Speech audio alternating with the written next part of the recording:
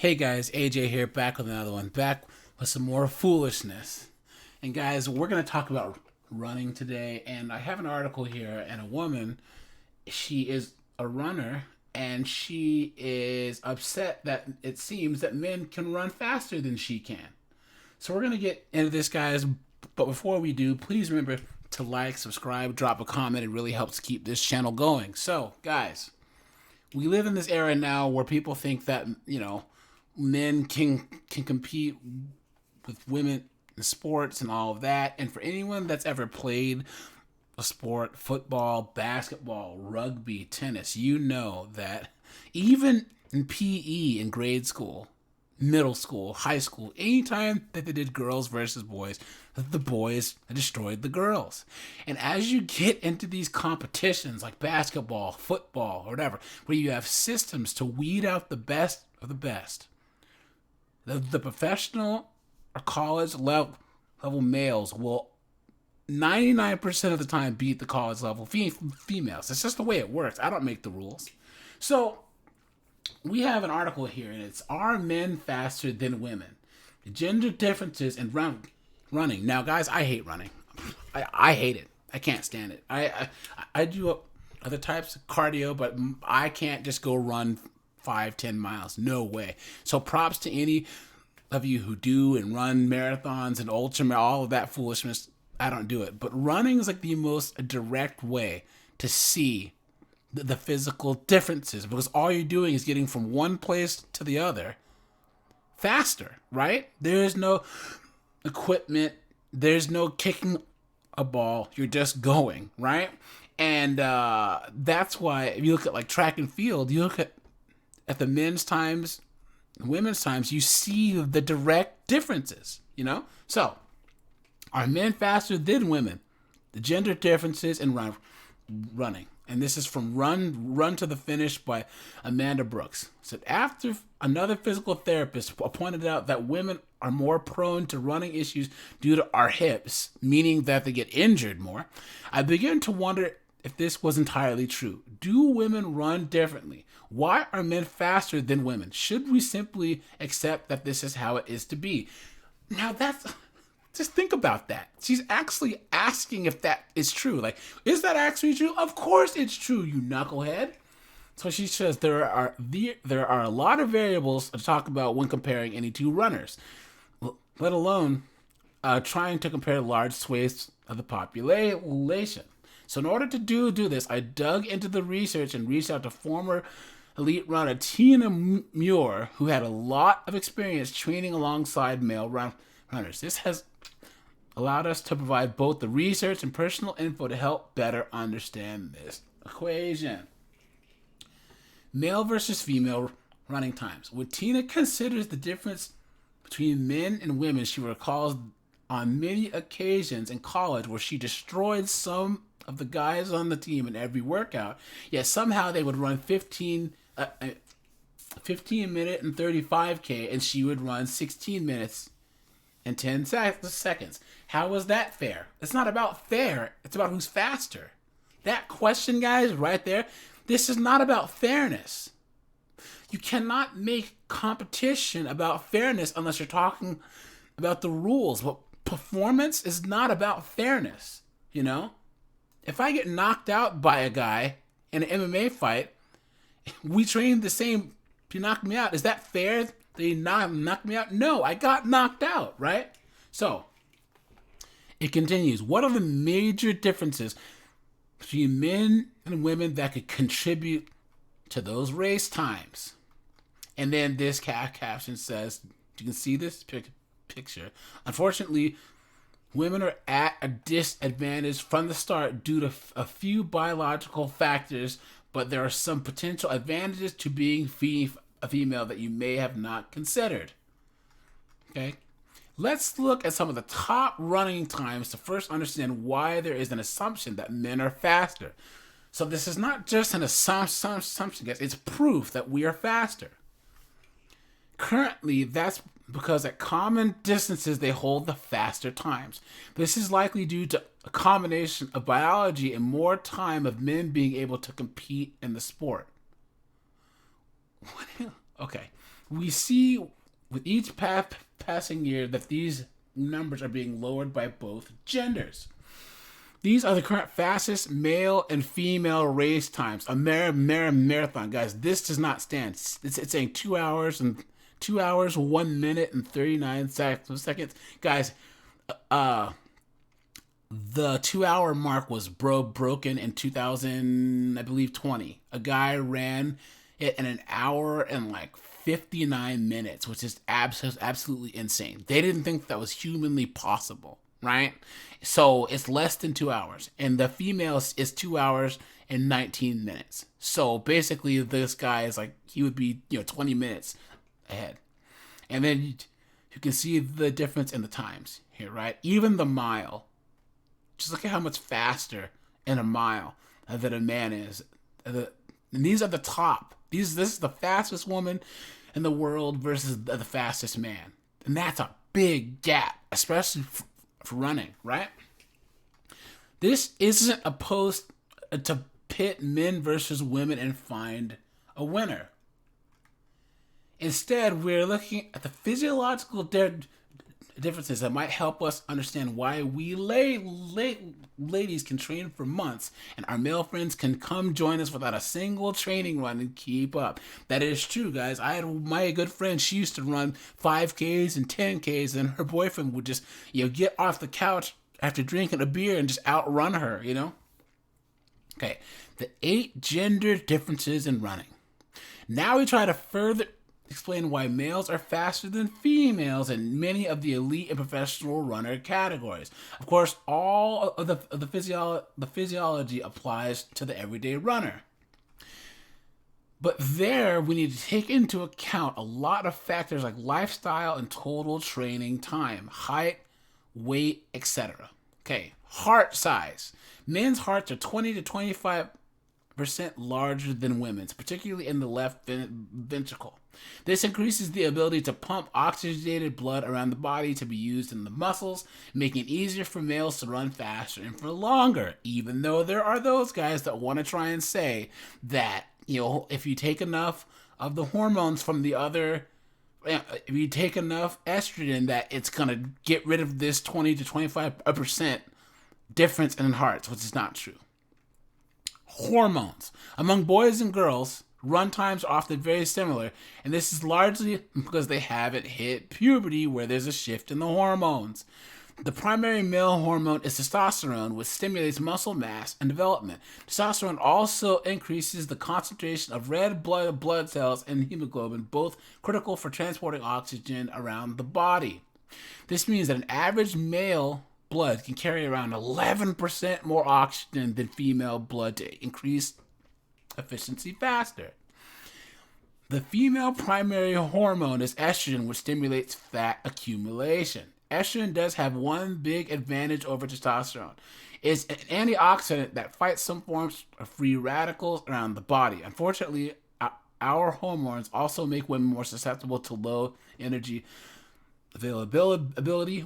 We will notice energy deficits more and can easily find ourselves in what's known as the female athlete triad when underfueled and overtrained. Heart size, hormones, body fat, and then you can see these graphics here, right? So women hold 5 to 10% more body fat for child rearing, and so they have to run harder. And women are more prone for injuries, right? And then they say women have a wider pelvis and slightly different hip positioning, which increases stress on all the lower extremities and often leads to more injuries. They say that testosterone makes men build more muscles. And then as a whole, men can handle more mileage just as some men can handle heavier weights. But just as one training plan doesn't fit all, or whatever. So, lung size. Women tend to have smaller lungs. This leads to a lower meaning VO2 max.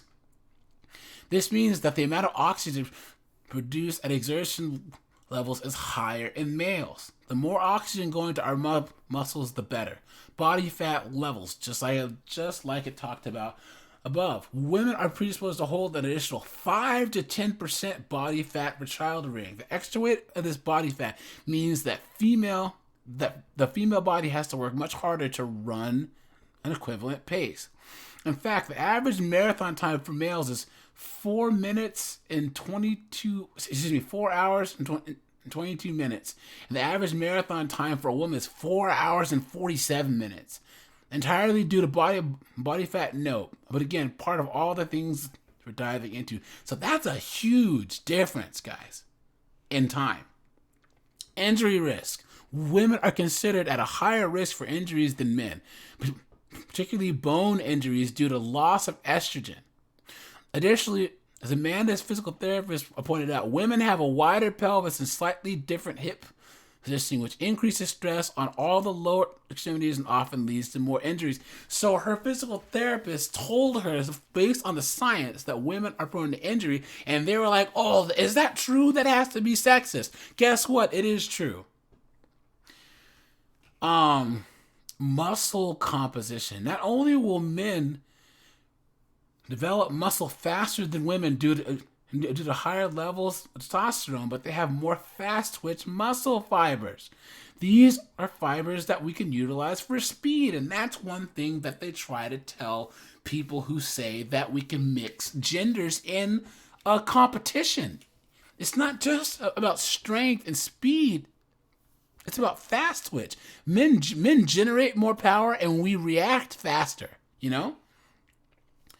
Meanwhile, the female's higher proportion of slow twitch fibers can explain why we excel at longer races and are less likely to slow down as the race goes on.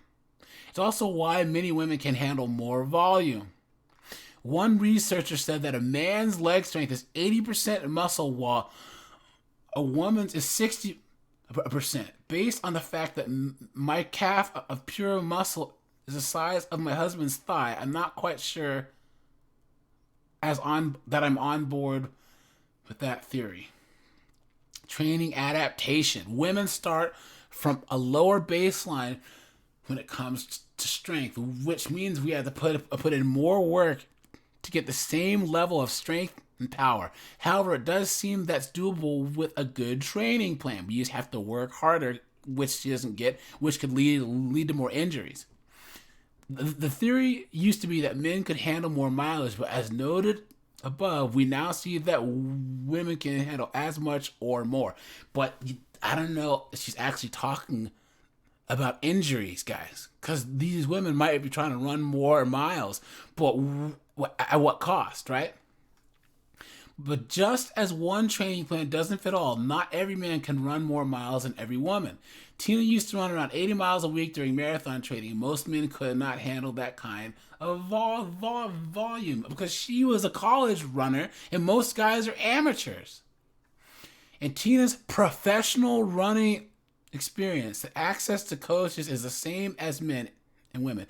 Some coaches even prefer to coach women over men because there's less ego issues. So they had to throw that last dig in there, right? But she's saying that Tina can run 80 miles a week, and most men can't, which she was a professional. So she's comparing this professional runner to average men, right? Which is ridiculous. Okay. There's been an increasing debate in recent years about whether women will eventually catch up to male performance times. Guys, that's never going to happen. It's not. Because as women get faster, men are going to get faster. That's how it works. That'd be like saying, can a Toyota Camry's times catch up to a Porsche's times? Yes, a Toyota Camry is faster now than it was 20 years ago, but the Porsches now are faster than they were 20 years ago too. And Porsches are built different than Camrys. That's just the way it works. Okay. Although the factors I've noted may make it seem almost impossible, which it is, women currently may make up 45.7% of participants in the marathon and 60% of all running events. Even 5 or 6 years ago, that number was less than 30%. In addition to this, the first women's marathon was only in 1972, compared to the first men's marathon in 1896. Oxford had a study that predicted one day women will consistently beat men over long distances because we are improving at a more rapid rate. Increasingly, there are areas where men are already posting the fastest times. Guys, I have to read this study because I don't think that it says that outright. There's men will always, I don't care what, men will, in most running events, men will win. There's always going to be, sorry to say it, some Kenyan dude or some Ethiopian dude or whatever who's going to smoke any women in any long distance event. That's just how it works. The longer the race distance, the great equalizer. In ultra events, women may have the advantage over men due to the additional fat stores that can provide an additional energy source. So here you go.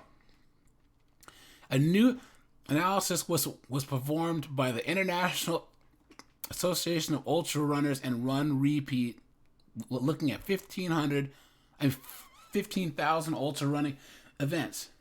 Here are a few of the findings. The longer the distance, the smaller the pace gap. Women tend to slow down less than men over longer distances. At extreme distances, the women are faster than men and higher volume of slow twitch fibers as noted above. Multitasking abilities may play a role, and coping strategies that utilize emotion may also play a role. As you work to understanding the physiology of the female body, new research will surely discover how to maximize female physiology, lessen the gap, and continue to take down records at a much faster rate. Let's close that gap. So guys, they're basically looking at men being faster than women as some injustice. Like, this cannot stand. We have to be faster when men are just simply faster and stronger than women. That's just how it works in general. 9 out of 10 times, if you take the best of the best in any sport, the men will beat the women. That's just how it works. And it's not because men have been running races for longer, right? I even want to see in ultra marathons, how many men even run those anyways? That sounds like an ultra marathon would actually be more of like a female thing because, I don't know, there's more patience involved, or I don't know, but there's not a lot of guys that I would think want to run 70, 80 mile runs. You know what I'm saying? So they have some comments here guys, and 2 of them were actually pretty funny, right? He says, this girl, Alexis, thank you for putting this together. I get so frustrated when my husband occasionally decides to go for a run with me. He does little to no training and then just leaves me in the dust or runs circles around me. During the last 5K that we ran together, he actually ran backwards in front of me. So he's running backwards going, oh, come on, babe, you got this. You got this, right? And then this other lady says, thanks for collecting and sharing these things. It's good to hear that I'm not the only one with this problem. My boyfriend is running less than half of my training, and he can keep up with me in all of our races, which at the beginning made me sad and a bit disappointed in myself and in my training. Now, guys, she's disappointed because she doesn't have a realistic understanding of sports and physical performance. That would be like me saying, oh, I just periodically play basketball, but every time that my friend who plays in the NBA plays me in a pickup game, he schools me. Well, dude, he's in the NBA, So, Since he's taller than me, his legs are longer. So we did a small test and counted the steps needed for him and for me to cover a 3 meter distance while running. He did it in 2 steps. I did it in 3 steps. Since then, we're making jokes about how fast my tiny legs are. So yeah, guys. I mean, performance measurements like fastest times is not some social injustice. It's about who's faster, right? And this is a woman that seems to be upset and treating like the performance gap in sports like it's that mythical wage gap BS. And it's BS, and it's never going to get them anywhere. So, all right, you guys, just let me know what you think. I appreciate you guys. If you run, props to you. I don't. I'm out of here.